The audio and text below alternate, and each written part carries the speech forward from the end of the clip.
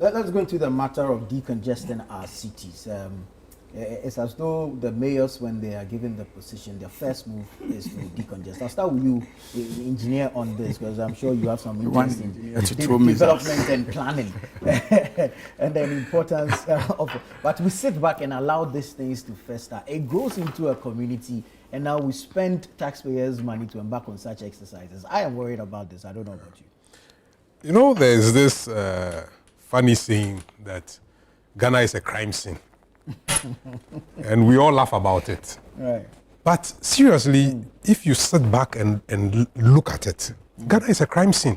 And almost all government institutions have become the crime bosses.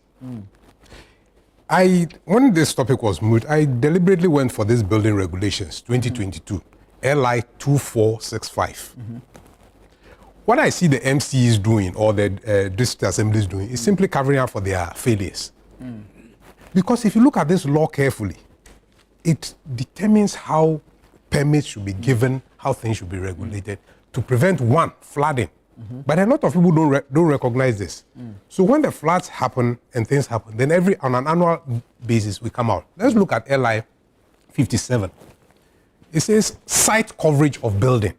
And then it says that a developer shall not erect a dwelling house on a site of an area smaller than 50 square meters in accordance with section 5.57 of part 5 of Ghana Standards 1207 on sizes of plots of land of dwelling houses. So one, it tells you that within a certain space, you cannot put up a structure there.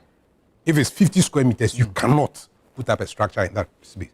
Then two goes on to say, a dwelling house together with the outbuilding of the dwelling house shall not cover an area of the plot greater than the following, which states that if you have a plot of 100 by 100, it says that you cannot cover all of it. So now it gives you specifics. It says that you cannot cover 50% of the plot for a single-story detached building. So if you have a building which is a single-story detached, you cannot cover more than 50% of the land area. Why is the law proposing this? It states that you must allow rainwater, which is going to come off your roof, to go into the ground. Then it goes on to say 40% of the plot for a 2- and 3-story detached building. 40%. So it gives the percentages for every kind of building that you can think about. Now let's go to East Legon. Let's go to Airport Residential. Let's go to all these posh places first and find out whether they are complying with this law. But we find it easy to deal with people who are poor people. Let's go and drive them out. The people who have built kiosks, let's drive them out. But the people who are putting up these huge structures, where you go and 100% of the place is paved, where does that runoff water go? So these are the real questions that we need to be asking of the municipal assemblies. So when my friend says that they do not have capacity, that is the opportunity we should use to create jobs.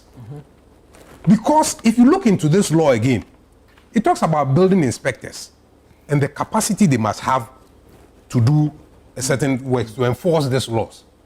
How much effort have we put into ensuring that we have proper building inspectors in this country to ensure that this law is enforced? We don't. We come into office and we go and create a year employment for young people. All manner of fancy things that are not sustainable. But if you look in this law, again, let me tell process of application. Let's look at it specifically. It says building inspectors.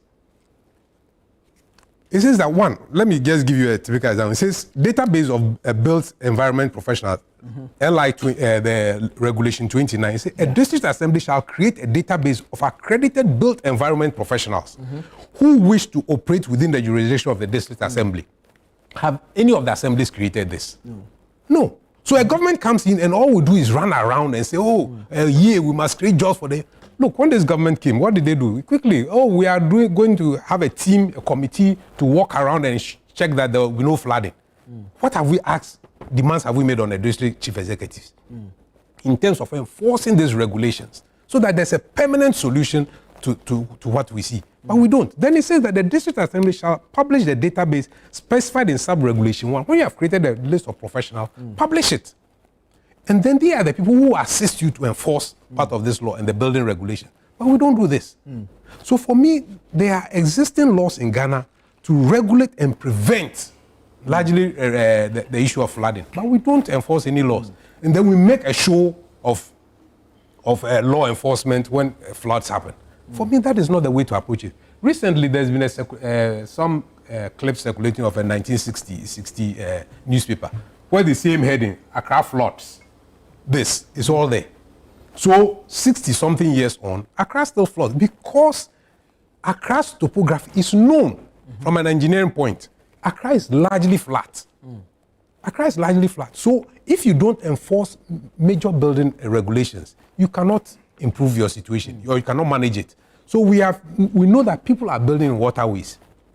Lands where people should not be built, people have occupied it. And yet we look on. The assemblies grant permits. Yeah. And when people build, then they come back and say, we are going to do. Look, when it has to deal with political people and people with influence within our society, nobody touches them. Yeah. Go to Achimota School, the Achimota Forest. Who are the people who are taking the land there? Against regulations. And yet nobody deals with them. But we find it easy to deal with the poor people on the streets and go and chase them out. I have no problem if we deal with the people who are of influence within the society. Then we can begin to instill discipline among other people.